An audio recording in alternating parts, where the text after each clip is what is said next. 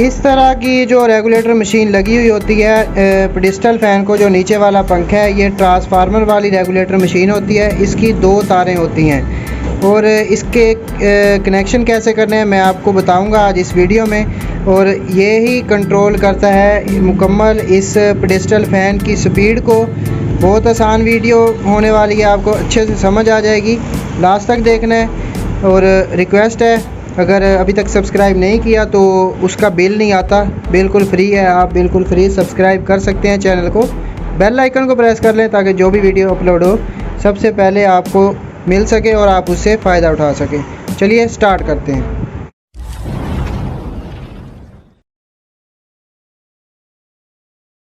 अस्सलाम वालेकुम, मेरा नाम अरसलान है और आप देख रहे हैं इलेक्ट्रिकल अरसलान यूट्यूब चैनल। सबसे पहले ये जो 2 तारें होती हैं ना,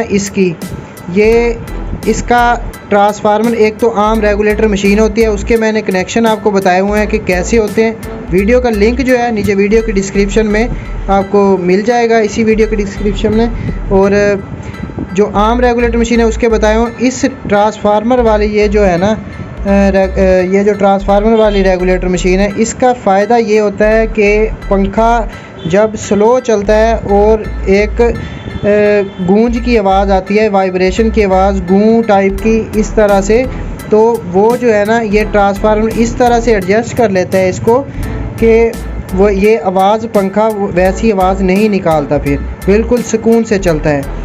और ये पंखे के साथ ओरिजिनल होती है, स्पेयर नहीं मिलती। जो भी कंपनी इसको ये रेगुलेटर प्रोवाइड करती है वही होता है, इसके अलावा स्पेयर मार्केट से नहीं मिलता। ये ठीक हो गया। और उसके बाद बात कर लेते हैं इस चीज़ की कि अगर ये वाली हो गया ना आपके पास रेगुलेटर मशीन, तो आपके पंखे की जो स्पीड है वो सिर्फ़ एक ही स्पीड, मेन स्पीड होगी जो आप निकालेंगे। ये 3 तारें होंगी, 2 कैपेसिटर वाली और 1 मेन स्पीड। ये जो 2 तारें हैं ये अंदर से ही निकालने की कोई ज़रूरत नहीं है। इस मोटर के कनेक्शन कैसे होते हैं, बहुत आसान तरीके से ऐसे बताया आपको कि समझ आ जाएगा, आप कभी नहीं भूलेंगे।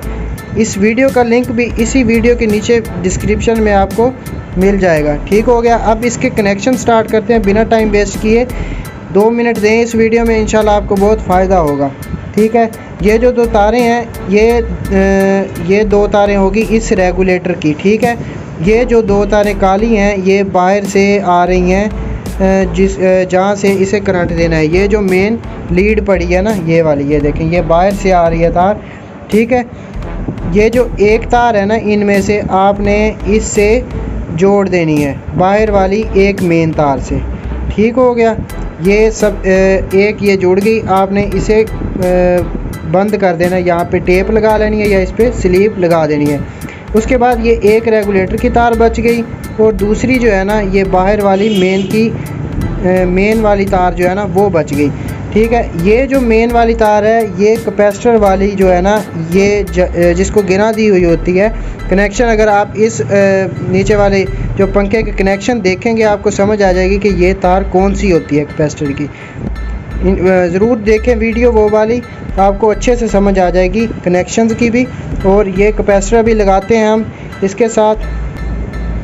ये कनेक्शन हो गए इसके। ये दोनों तारें कैपेसिटर वाली जो होती हैं कैपेसिटर को लग गई हैं। ये जो 2 स्पीडें होती हैं अजाफी, जो आम रेगुलेटर मशीन के कनेक्शन में काम आती हैं, ये इसको आपने कुछ नहीं करना है, बेशक यहाँ से काट के इस पर टेप लगा के इसे बंद कर देनी है, बिल्कुल बेफिक्र हो जाएं। अगर आपको इस तरह की रेगुलेटर मशीन ट्रांसफार्मर वाली मिल जाती है तो ये आपने बंद कर देनी है, परेशान नहीं होना। सिर्फ एक ही मेन स्पीड जो है वो आपको काम देगी, ये वाली।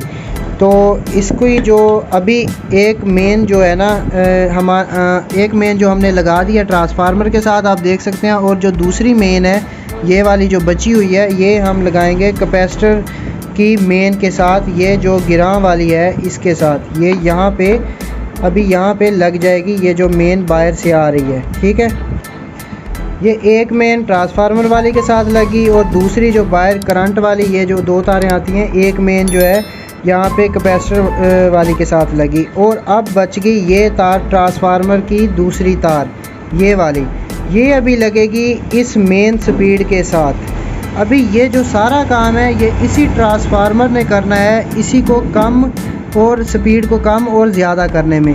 जैसे ये ट्रांसफार्मर का ही काम है कि इस जो ये जो तार आ रही है इसमें करंट कम कर देगा तो स्पीड कम हो जाएगी, करंट ज़्यादा कर देगा तो स्पीड ज़्यादा हो जाएगी। यही ट्रांसफार्मर 3 स्पीडें प्रोवाइड करता है। ठीक हो गया।